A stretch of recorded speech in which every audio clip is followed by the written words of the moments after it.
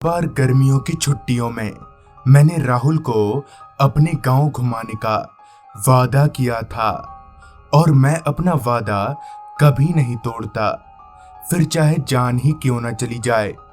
लिहाजा छुट्टी अनाउंस होते ही हम दोनों अपना अपना सामान समेटने लगे। हॉस्टल से मेरा गांव थोड़ा दूर जरूर था, मगर वहां पहुंचने के लिए साधनों की कोई कमी नहीं थी। बस, ट्रेन, सब कुछ यहाँ से मेरे गांव जाती थी, मगर बस से जाना ज्यादा आसान होता, क्योंकि गांव के बस स्टॉप से मेरा घर रेलवे स्टेशन के मुकाबले ज्यादा नजदीक पड़ता है।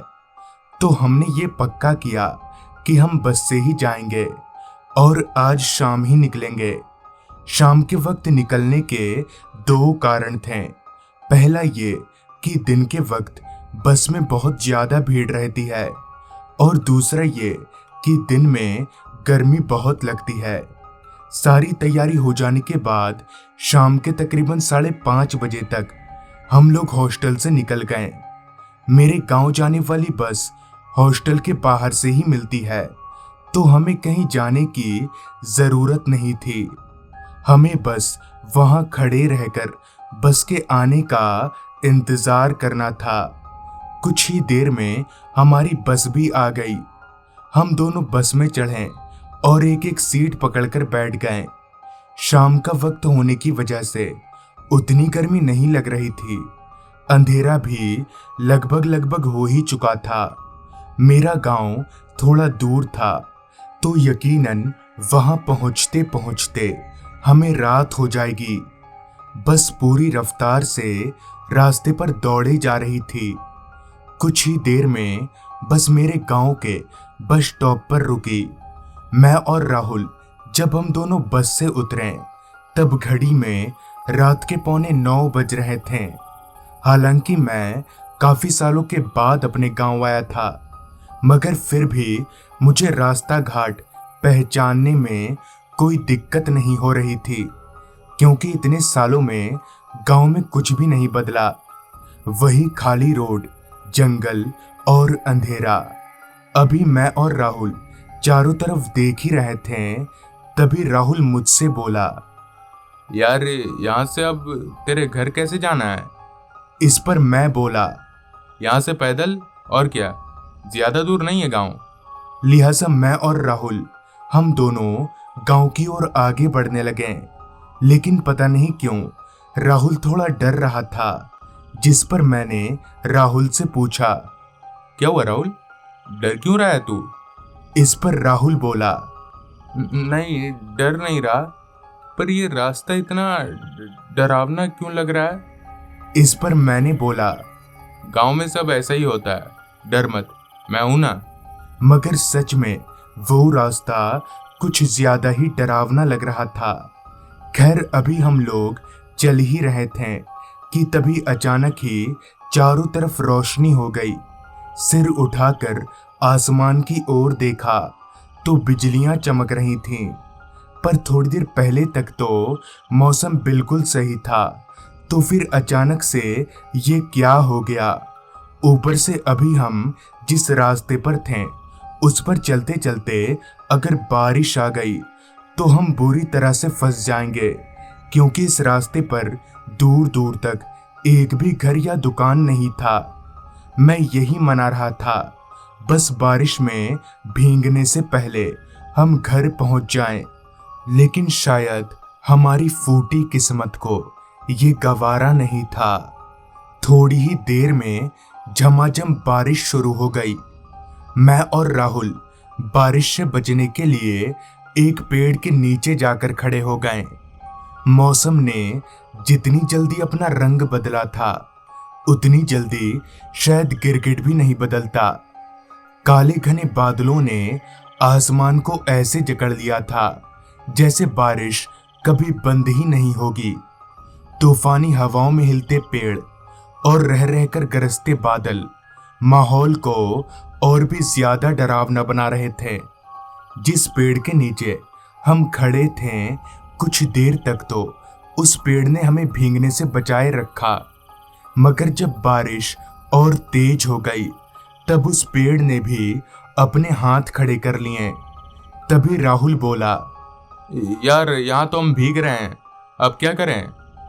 मैं दिमाग पर जोर डालने लगा ताकि कोई ऐसी जगह याद आ जाए जहां हम इस बारिश में भीगने से बच सकें। तभी मुझे याद आया कि पास ही में जंगल के थोड़ा अंदर एक पुराना मंदिर है। हालांकि वो मंदिर किसी भगवान का नहीं है, मगर फिर भी गांव के लोग उसे मंदिर ही बोलते हैं। मैंने सोचा अगर किसी तरह से हम लोग वहां पहुंच जाएं तो इस बरसात से निजात मिल जाएगा। मैंने सारी बात राहुल को बताई और हम लोग जंगल में घुसकर उस पुराने मंदिर की ओर जाने लगे। कुछ ही देर में वो मंदिर हमारी आंखों के सामने था।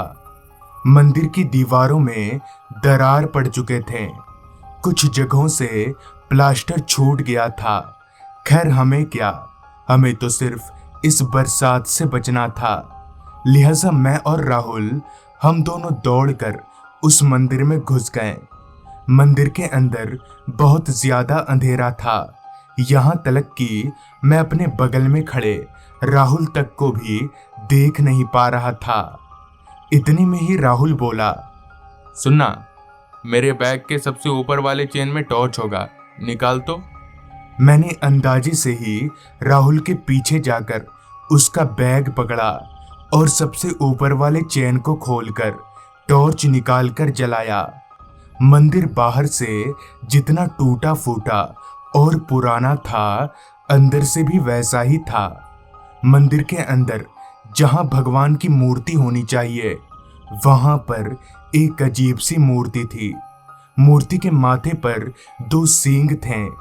खैर हम दोनों थोड़ी धूल साफ करके एक जगह पर बैठ गए। राहुल ने हाथ घड़ी में टॉर्च मारकर देखा तो रात के 10 बज रहे थे। बारिश अभी भी तेजी से बरसे जा रही थी। राहुल ने टॉर्च ऑफ किया और बोला, यार मैं जरा सोने की कोशिश कर रहा हूँ, अगर बारिश छूट जाए तो मुझे उठा देना। इतना बोलकर राहुल वहीं पसर गया। बाहर से एक हल्की सी धुंधली रोशनी मंदिर के अंदर आ रही थी, मगर वो रोशनी बहुत हल्की और धीमी थी। परेशान होकर अभी मैं बारिश के थमने का इंतजार कर ही रहा था कि तभी बाहर से आती उस धुंधली सी रोशनी में मुझे मंदिर के अंदर कोई आता हुआ दिखा, कोई बच्चा। मैंने उस परछाई को ध्यान से देखने की कोशिश की, मगर पता नहीं वो मेरी आंखों से कहीं ओझल हो गया।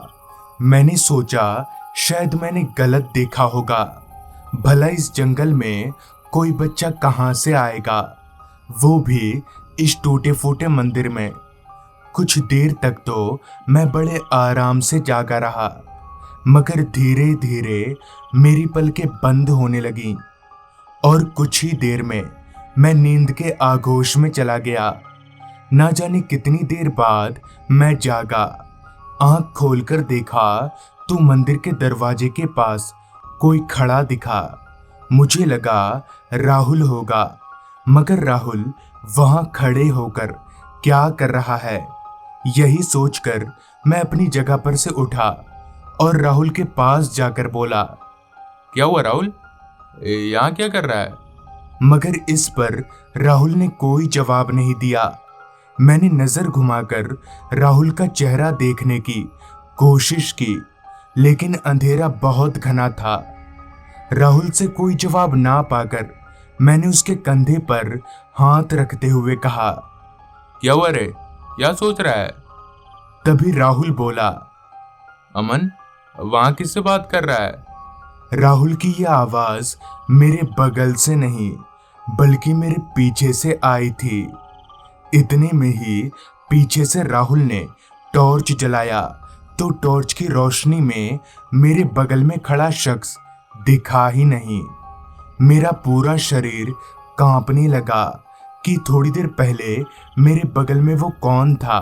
मैं भागकर राहुल के पास आया, मेरे आते ही राहुल ने जैसे ही टॉर्च बंद किया तो दरवाजे पर फिर से कोई खड़ा दिखा, मगर इस बार वो शख्स अकेला नहीं था।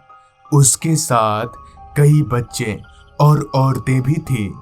ये सब देखकर डरने वाला मैं अकेला नहीं था। राहुल को भी वो लोग साफ दिख रहे थे। राहुल ने फिर टॉर्च जलाया, मगर टॉर्च की रोशनी में वो लोग फिर से नहीं दिखे। लेकिन टॉर्च बंद करते ही सब लोग सामने खड़े थे। हम दोनों समझ गए कि यहाँ रुकना मतलब मौत। लिहाजा हमने अपना सामान उठाया और दरवाजे की ओर भागने लगे। हमने टॉर्च ऑफ रखा था और दरवाजे पर वो सभी लोग खड़े थे। ऐसे में हमने जैसे ही भागने की कोशिश की तो उन लोगों से टकरा गए। तभी मैंने राहुल से बोला, राहुल टॉर्च जला।